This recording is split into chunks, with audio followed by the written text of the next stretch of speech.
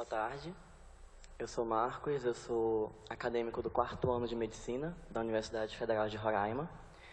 E muitos me dizem que eu vim de longe, mas na verdade longe depende muito do lugar onde você quer chegar.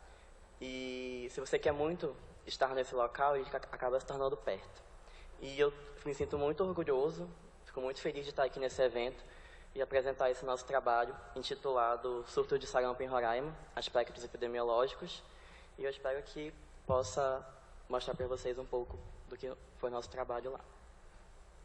Bom, como sabemos, o sarampo ele é uma doença infecto-contagiosa de alta transmissão, principalmente por gotículas e secreções, tanto em nariz, boca e garganta, e tem uma alta transmissibilidade, principalmente em crianças, e os principais sintomas que a gente encontra são a febre alta, a congestão nasal, a conjuntivite e o exantema maculopapular. A gente sabe que, entre as principais complicações do sarampo, a gente encontra a encefalite, a cegueira, a diarreia grave e a pneumonia, tendo alta morbidade e alta letalidade. E hoje temos como principal prevenção a vacina, que é a tríplice viral. Um pouco do contexto histórico do sarampo é que, em 1990, nós tivemos uma ampliação da cobertura vacinal do sarampo no Brasil, reduzindo as doenças imunopreveníveis. E, com isso, em 2002, tivemos a erradicação do vírus do sarampo no Brasil, reconhecido pela OMS, e, em 2016, uma erradicação total do vírus nas Américas. Porém, em 2018, logo no início do ano, em fevereiro, nós tivemos um caso índice em Roraima, ocasionando o nosso surto epidemiológico. Esse artigo, na verdade, é um editorial publicado pelo The Lancet em abril de 2018, fala muito da questão da crise política e econômica atual que nós estamos vivendo no nosso país. E ele faz um contexto bem interessante em relação à questão política e econômica com a imigração venezuelana, a crise na América Latina, em relação a essas emergências em saúde pública que a gente tem encontrado, principalmente em Roraima. O objetivo do nosso trabalho é analisar os dados epidemiológicos do primeiro semestre de 2018, do surto do sarampo.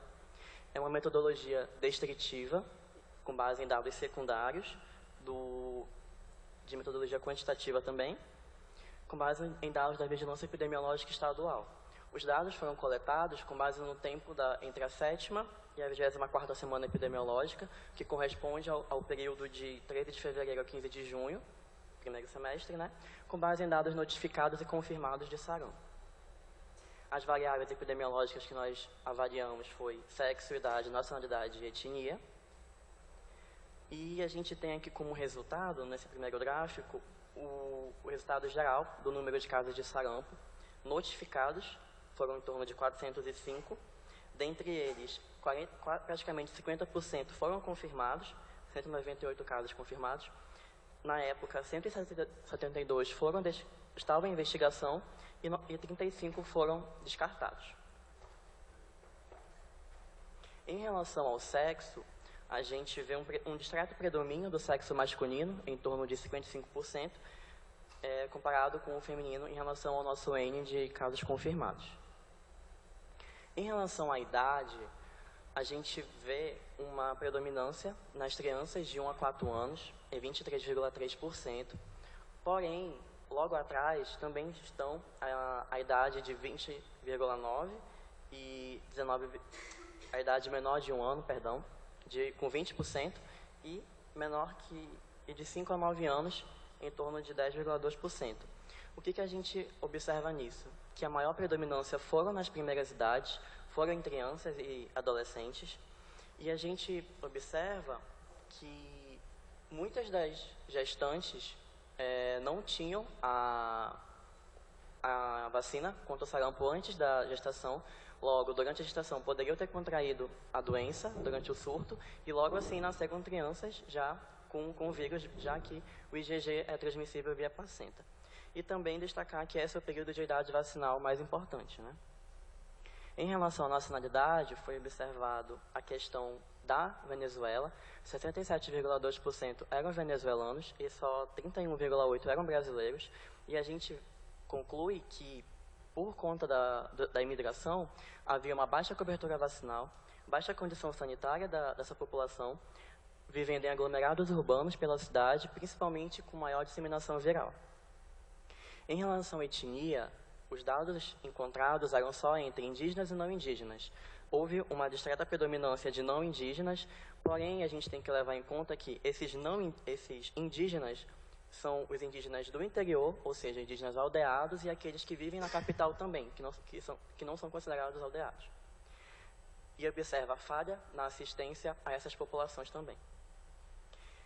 Em discussão, a gente, por exame de PCR em tempo real, a gente verificou a identificação do genótipo D8, que é o vírus do sarampo circulante na Venezuela, em estudos confirmados, e aqui no Brasil já a circulação dele nos venezuelanos, da imigração e nos brasileiros.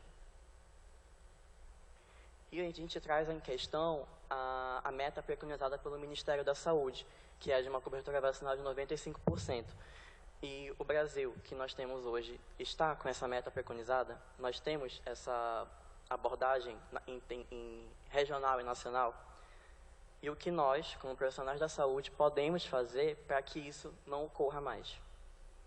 Para que a gente tenha uma boa e eficaz erradicação dessas doenças imunopreveníveis, é necessário que hajam campanhas de sensibilização para a comunidade, para nós profissionais, capacitações, para que haja incentivos em políticas públicas e também em saúde, para que haja um aumento dessa cobertura vacinal e principalmente responsabilidade sanitária por meio de todos nós. Eu também gostaria de destacar que uma das propostas seria as vigilâncias, de certa forma, se reunirem em encontros regionais e nacionais também, para que seja discutido essas propostas de erradicação. Porque Roraima, recentemente, em último boletim epidemiológico de agosto e setembro, chegou na cobertura de 100% de cobertura vacinal para a tríplice viral. Nós temos um trabalho em exposição em pôster, vocês podem dar uma olhada depois, que confirma isso. E se Roraima, depois do surto, conseguiu, com propostas, chegar a essa meta, por que os outros estados também não podem? Obrigado.